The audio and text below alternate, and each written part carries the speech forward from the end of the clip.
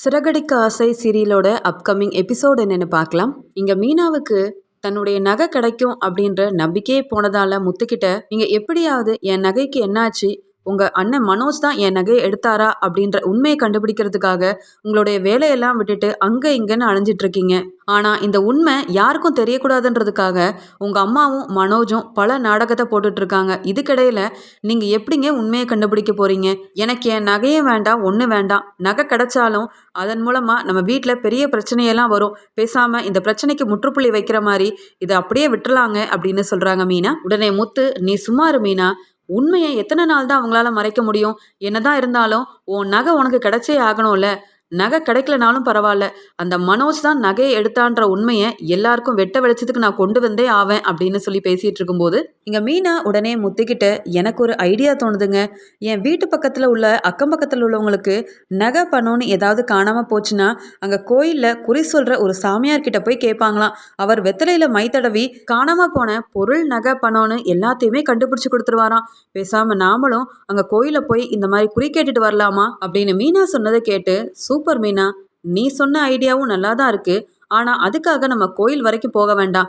நானே புத்திசாலித்தனமா ஒரு யோசனை பண்ணி வீட்ல என்ன பண்ண போறேன்னு நீ வீட்டுக்கு வந்து பாரு அப்படின்னு சொல்லிட்டு அங்க வீட்டுக்கு போற முத்து கையில ஒரு எலுமிச்சை பழத்தோடயே போறாரு. இங்க முத்து வீட்டுக்கு வரும்போதே பட்டையெல்லாம் போட்டுட்டு கையில எலுமிச்சை பழத்தோட வரதை பார்த்து அண்ணாமலை, டே முத்து, நீ என்னவோ காலையில சீக்கிரமாவே சவாரிக்கு கிளம்பிட்டு போயிட்டேன்னு பார்த்தா இப்படி பட்டையெல்லாம் போட்டுட்டு வந்து கையில எலுமிச்சை பழத்தோட வந்து நிக்கிறியேடா, என்ன நீயும் மீனாவும் காலையில சீக்கிரமாவே கோயிலுக்கு போயிட்டு வரீங்களா என்ன அப்படின்னு விசாரிக்கிறாரு. அதுக்கு முத்து சிரிச்சுக்கிட்டே, ஆமாப்பா, வீட்டில் பிரச்சனைக்கு மேலே பிரச்சனை வந்துக்கிட்டே இருக்கு. பிரச்சனை ஓஞ்சபாடும் இல்லை, அதுக்குண்டான முடிவும் கிடைச்சபாடு இல்லை. அதனால தான் நான் கோயிலுக்கு போயிட்டு வரலான்னு போனப்ப அங்கே ஒரு பவர்ஃபுல் சாமியாரை பார்த்தேன்ப்பா. அவர்கிட்ட வீட்டில் நடக்கிற எல்லா பிரச்சனையும் புட்டு புட்டு வச்சேன். அதுக்கு தீர்வையும் அந்த சாமியாரே சொல்லிட்டாருப்பா. அந்த சாமியார் இந்த எலுமிச்சை பழத்தை என் கையில் கொடுத்துட்டு, இதை உன்னோட பூஜை அறையில் கொண்டு போய் வை. 24 மணி நேரத்தில் அந்த நகையை எடுத்தது யாருன்ற உண்மை உனக்கு அப்பட்டமா தெரிய வரும். இங்க 24 மணி நேரத்துக்குள்ள நகையை எடுத்தவங்களோட வாய் ஒரு பக்கம் இழுத்துட்டு போயிடும். அதை பார்த்த உடனே நீ தெரிஞ்சுக்கலாம் அவங்க தான் அந்த நகையை எடுத்திருக்காங்க அப்படின்னு. இந்த உண்மையை சாமியார் சொன்னதை கேட்டு முதல்ல நான் நம்பவே இல்லை. ஆனால் அங்கே வந்த எல்லாருமே சாமியாரோட அருமை பெருமையை என்கிட்ட சொன்னதால தான் நானே நம்பினப்பா. அதனால தான்ப்பா எலுமிச்சை பழத்தை கொண்டு வந்திருக்கேன் அப்படின்னு சொல்லி அதை விஜயா முன்னாடி காட்டுறாரு முத்து. அதை பார்த்த உடனே விஜயாவுக்கு ரொம்பவே பயம் வர ஆரம்பிக்குது. என்னது இது, என்னைக்கும் கோயிலுக்கே போகாத முத்து இப்படி எலுமிச்சை பழத்தோட வந்து நிக்கிறத பார்த்தா இவன் சொல்றதெல்லாம் உண்மையா தான் இருக்கும் போல. எப்படியாவது மீனா நகையை கண்டுபிடிச்சு மீட்டெடுக்கணும் அப்படின்னு நினைச்ச முத்து எந்த லெவலுக்கு வேணாலும் போவான். ஆனா இப்படி ஒரே ஒரு எலுமிச்சை பழத்தை கொண்டு வந்து எங்க வாயில இருந்து உண்மையை வர வைப்பான்னு நான் கொஞ்சம் கூட எதிர்பார்க்கவே இல்லையே அப்படின்னு யோசனை பண்ணிட்டு இருக்காங்க விஜயா. இதை பார்த்துட்டு இருந்த ஸ்ருதி, என்ன முத்து நீங்க இன்னுமா இதெல்லாம் நம்பிட்டு இருக்கீங்க?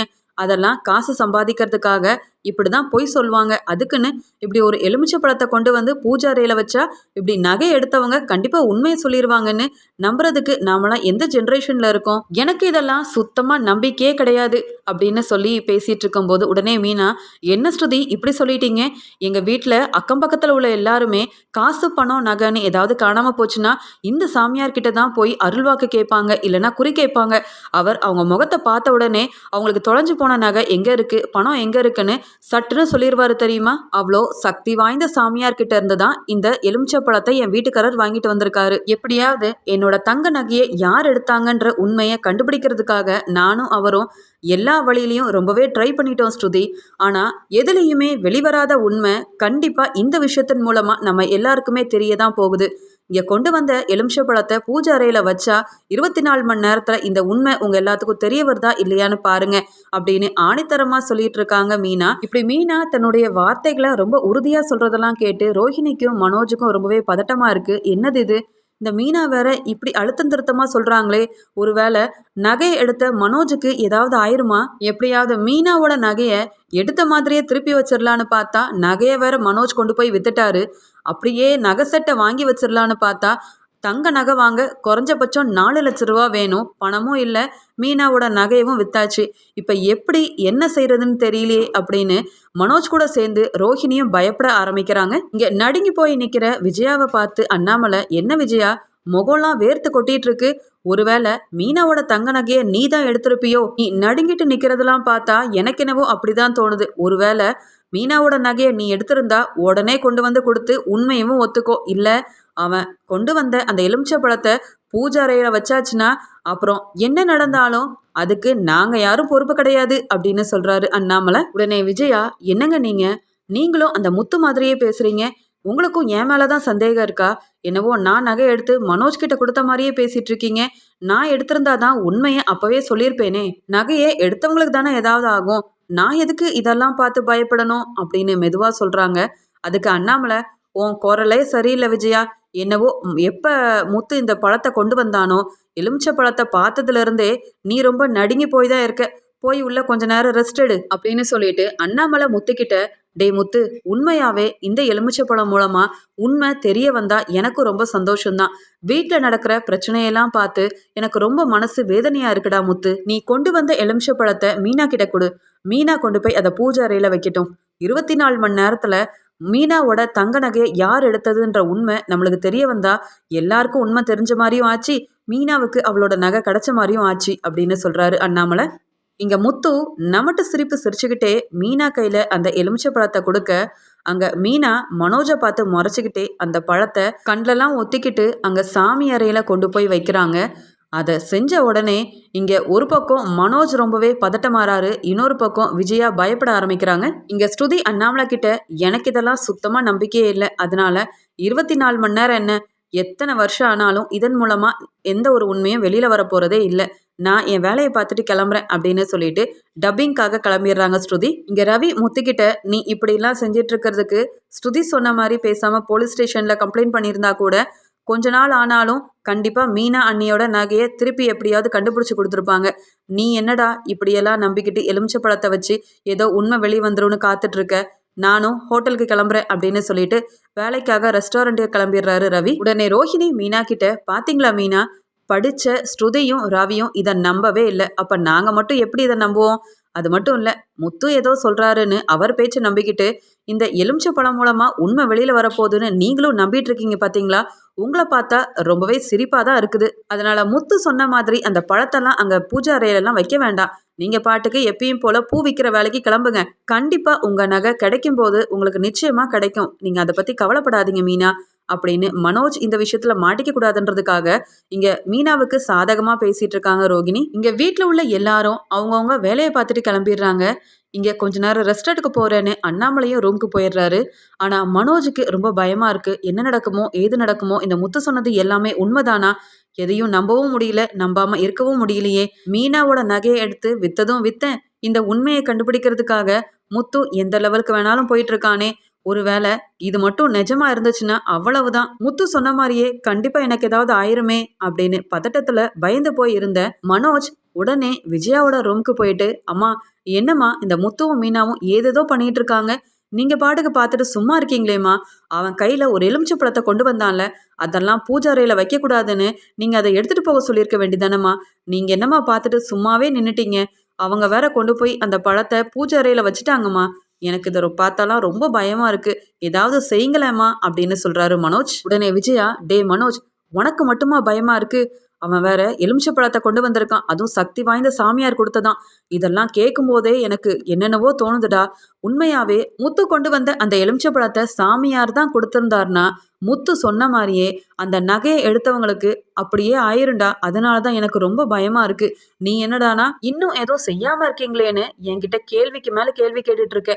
உனக்கு உதவி செய்ய போய் தானடா இப்ப நான் பதட்டத்துல உட்காந்துட்டு இருக்கேன். உண்மையை சொல்லவும் முடியல, சொல்லாம இருக்கவும் முடியல. இந்த முத்து வேற 24 மணி நேரம் கெடு கொடுத்துருக்கான். அதுக்குள்ள என்னெல்லாம் நடக்க போதோ தெரியல. மீனாவோட தங்க நகையை தொட்டு எடுத்து உன்கிட்ட கொடுத்ததே நான் தானடா. உனக்கு முன்னாடி எனக்கு தான் ஏதாவது ஆகும் போல. ஒரு பிஸ்னஸை ஒழுங்கா நடத்த துப்பு இல்லாம உன்னால வீட்டில் எவ்வளோ பெரிய பிரச்சனை வருது பாத்தியா? ஏற்கனவே உனக்கு வரக்கூடிய பிரச்சனை எல்லாத்தையுமே நான் தான் சமாளிச்சுட்டு இருக்கேன். உன்னை நம்பி நீ பெரிய படிப்பாளி, நீ பெரிய பிஸ்னஸ் மேன் ஆகணும்னு அங்கே ரோஹிணியோட அப்பா உனக்கு லட்ச லட்சமாக பணத்தை தூக்கி கொடுத்தாரு பார்த்தியா, அவரை சொல்லணும். நீ எப்பயும் போல பார்க்கில் போய் தூங்கிட்டு சாப்பிட்டு வரதாண்டா லாய்க்கு. என்னைக்கு தான் ஒழுங்கா புத்தி வந்து உனக்குன்னு ரோஹிணி ஆரம்பிச்சு கொடுத்த பிஸ்னஸை நல்லபடியாக நடத்தி பெரிய ஆளாக போறேன்னு எனக்கு ஒன்றுமே புரியல. உன்னை நம்புறதெல்லாம் வேஸ்ட்டுன்னு தான் தோணுது அப்படின்னு இன்னும் 24 மணி நேரத்தில் தனக்கு என்னாக போதோ அப்படின்னு பயத்தில் மனோஜை ரொம்பவே திட்ட ஆரம்பிக்கிறாங்க விஜயா. அதுக்கு மனோஜ், முத்து சொல்றதெல்லாம் கேட்டா உண்மையாவே அப்படியே நடந்துருமோன்னு மனசுக்குள்ள ரொம்ப பயமா இருக்குமா, என்ன செய்யணும் தெரியல, இதுல நான் எப்படிமா கடைக்கு போறது அப்படின்னு மனோஜ் சொல்ல உடனே விஜயா, இன்னைக்கு ஒரு நாள் நீ கடைக்கு போய் பிஸ்னஸ் பண்ணாம இருந்தா ஒன்றும் குறைஞ்சு போயிடாது. நீ பேசாம ரூம்லயே அமைதியா இருடா, நான் என் ரூம்ல இருக்கேன், என்ன நடக்குது ஏது நடக்குதுன்னு கொஞ்ச நேரத்துல தெரிய வரும் அப்படின்னு சொல்லிட்டு இருக்காங்க விஜயா. இங்க ரூம்ல இருக்கிற விஜயா அடிக்கடி கண்ணாடியை பார்த்துக்கிட்டே இருக்காங்க. நான் தான் மீனாவோட நகையை எடுத்து மனோஜ் கிட்ட கொடுத்தேன். அப்போ முத்து சொன்ன மாதிரி எனக்கு வாயெல்லாம் கோணிக்கிட்டு கையெல்லாம் இழுத்துருமோ அப்படின்னு சொல்லி தன்னுடைய முகம் எப்படி இருக்குது, தன்னுடைய கை கால்லாம் நல்லா இருக்கா அப்படின்னு கண்ணாடி முன்னாடி நின்று பார்த்துக்கிட்டே இருக்காங்க விஜயா. இன்னொரு பக்கம் பயந்திருந்த மனோஜ் வேற, ஆமா முத்து சொன்ன மாதிரி என் வாயெல்லாம் சரியா தான் இருக்குதா, நான் நல்லா என்னால் பேச முடியுதா, எனக்கு கை காலெல்லாம் இழுத்துட்டு போகலல்ல அப்படின்னு அவர் ஒரு பக்கம் செக் பண்ணிட்டு இருக்காரு. இது எல்லாத்தையுமே ஒளிஞ்சு நின்று பார்க்குற முத்து கவனிச்சுக்கிட்டே இருக்காங்க. அப்ப இவங்க 2 பேரும் தான் நகையை எடுத்திருக்காங்க. நான் சொன்ன பொய்யை நம்பிக்கிட்டு தனக்கு எதுவும் ஆயிருமோ அப்படின்ற பயத்துல தான் கையையும் வாயையும் முகத்தையும் எப்படிலாம் செக் பண்ணிட்டு இருக்காங்க.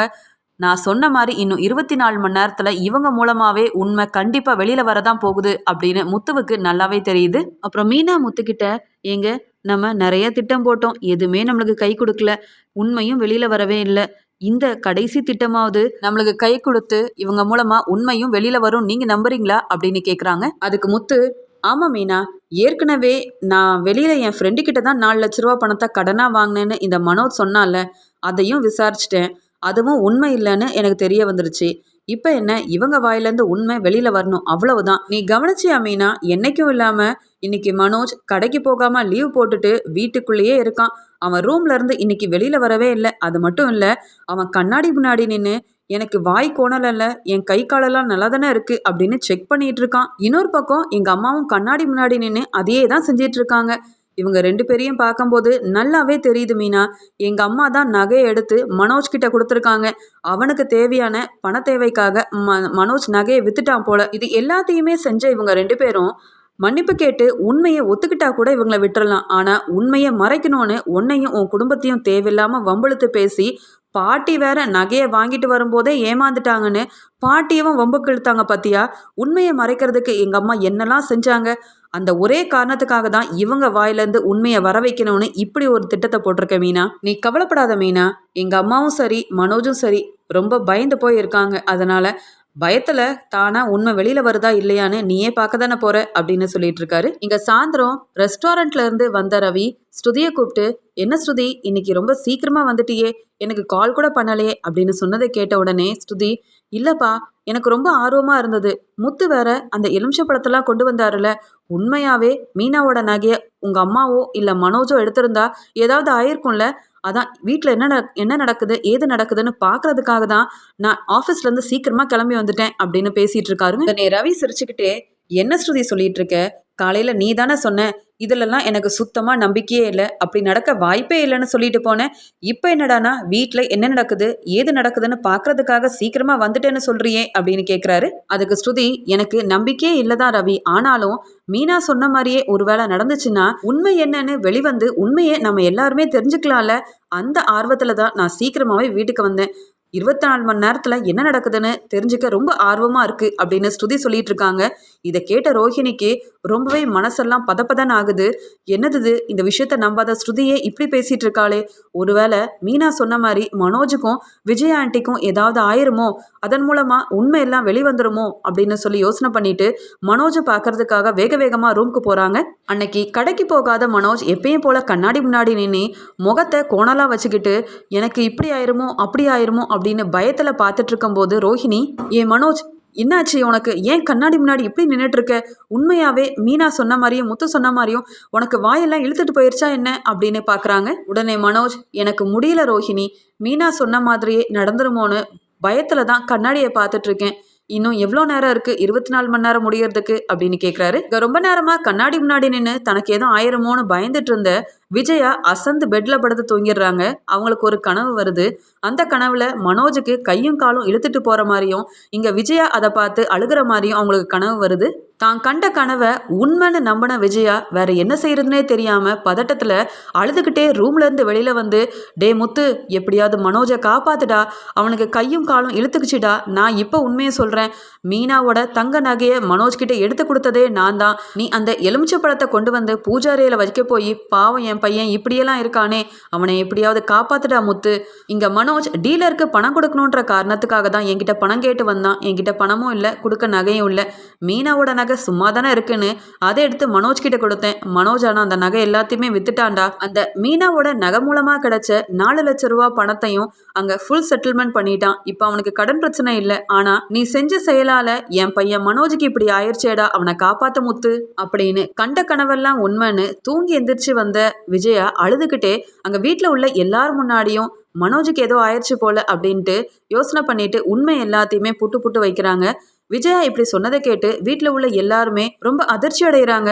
விஜயா அழுகிற சத்தத்தை கேட்டு ரோஹிணியும் மனோஜும் ரூம்ல இருந்து வர இங்க விஜயா உண்மையை சொல்லிட்டு இருக்கிறதெல்லாம் பார்த்து ரோஹிணியும் மனோஜும் ரொம்பவே ஷாக் ஆகி போய் நிற்கிறாங்க. எந்த உண்மை முத்துவுக்கும் மீனாவுக்கும் தெரியக்கூடாதுன்னு நினைச்சிட்டு இருந்தோமோ அம்மாவே இப்படி போட்டு உடைச்சிட்டு இருக்காங்களே, என்ன நடந்துச்சு அப்படின்னு மனோஜ் பார்த்துட்டு இருக்கும்போது அங்க முத்து, டேய் தொழிலதிபரே, பாத்தியாடா சக்தி வாய்ந்த சாமியார் கொடுத்த எலுமிச்சை பழத்தோட அருமை பெருமைய 24 மணி நேரத்துக்குள்ள உண்மை வெளிவரும்னு சாமியார் சொன்னது சரியா போச்சு பாத்தியா. ஆனா இந்த விஷயத்த சாமியார் சொல்லவே இல்லை. ஆனா நீங்க நான் சொன்ன பொய்யை நம்பி பயந்து போய் இருந்தது மட்டும் இல்லாம பாவம் தொழிலதிபர் இன்னைக்கு வேலைக்கு கூட போகாம ரூம்லயே இருந்திருக்கான். அம்மா என்னடானா ஏதோ கனவை பார்த்துட்டு வந்து மனோஜுக்கு ஏதோ ஆயிடுச்சுன்னு வீட்டில் உள்ள எல்லாரும் முன்னாடியும் உண்மையை புட்டு புட்டு வச்சுட்டாங்கடா. சாமியார் கொடுத்ததா சொல்லி எலுமிச்சை பழத்தை கொண்டு வந்து பூஜா அறையில வச்சது எல்லாமே பொய் தான். இப்படி சொன்னாதானே உண்மை உங்ககிட்ட இருந்து வெளியில வரும். அதனால தான் இப்படி ஒரு பொய்யை சொன்னேன். ஆனா இந்த பொய் மூலமா உண்மை வெளியில வந்துருச்சு பாத்தீங்களாப்பா. இந்த பிரச்சனை எல்லாத்துக்குமே காரணம் அம்மா தான். அம்மா மட்டும் மீனாவோட நகையை தரமாட்டேன்னு சொல்லியிருந்தா இவன் உண்மையை வீட்டில் எல்லார்கிட்டையும் சொல்லியிருப்பான். அவனுக்கு தேவையான பணத்தை நாம கூட அரேஞ்ச் பண்ணி கொடுத்துருக்கலாம். ஆனா அம்மா உண்மையை மறைச்சது மட்டும் இல்லாம எவ்வளோ பெரிய நாடகம் ஆடியிருக்காங்க. அம்மா தான் அப்படி செஞ்சாங்கன்னா மனோஜுக்கு எங்கப்பா போச்சு அறிவு? அவன் தானே மீனாவோட நகையை கொண்டு போய் வித்துருக்கான்.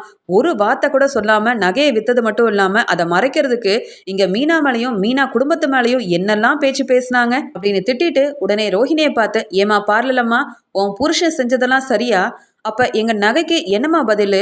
உன் புருஷன்கிட்ட கேட்டு எப்ப மீனாவோட தங்க நகை கிடைக்கும்னு கேட்டு சொல்லு. இல்லைன்னா உங்ககிட்ட இருந்து உண்மையை வெளிவர வச்ச என்னால நகையை எப்படி வாங்கணும்னு எனக்கு நல்லாவே தெரியும் அப்படின்னு சொல்லி கோவமா கேட்குறாரு. இங்க மனோஜ் மெதுவா இங்க விஜயா கிட்ட, என்னம்மா நீங்க உண்மையை யார்கிட்டையும் சொல்லக்கூடாதுன்னு என்கிட்ட சொல்லிட்டு இப்படி தூக்க கலக்கத்துல வந்து எல்லா உண்மையும் போட்டு உடைச்சிட்டீங்களேம்மா அப்படின்னு சொல்லி கேட்க, அதுக்கு விஜயா மனோஜை பார்த்து, இப்பயும் உனக்கு எதுவும் ஆயிடக்கூடாதேன்ற ஒரு நல்ல எண்ணத்துல தாண்டா வந்து உளறிட்டம் போல அப்படின்னு சொல்லி பேசிட்டு இருக்காங்க. இங்க முத்து ரொம்ப கோவமா மனோஜை பார்த்து, டே ஓடு காளி, அப்பாவோட 27 லட்ச ரூபா பணத்தையே இன்னும் உன்னால தர முடியல. இதுல மீனாவோட தங்க நகையை கொண்டு போய் வர வித்து அந்த பணத்தையும் ஏப்ப விட்டுட்ட. ஒன்று மீனாவோட தங்க நகையை திருப்பி கொடு, இல்லைன்னா அந்த நகை மதிப்பு கொண்டான 4 லட்ச ரூபா பணத்தை திருப்பி கொடு. இது ரெண்டுத்தையும் நீ செய்யாமல் இருந்தனா உன்னை நான் சும்மாவே விடமாட்டேன் அப்படின்னு சொல்லி முத்து கோவத்தில் மனோஜை 2 வாங்குறாரு.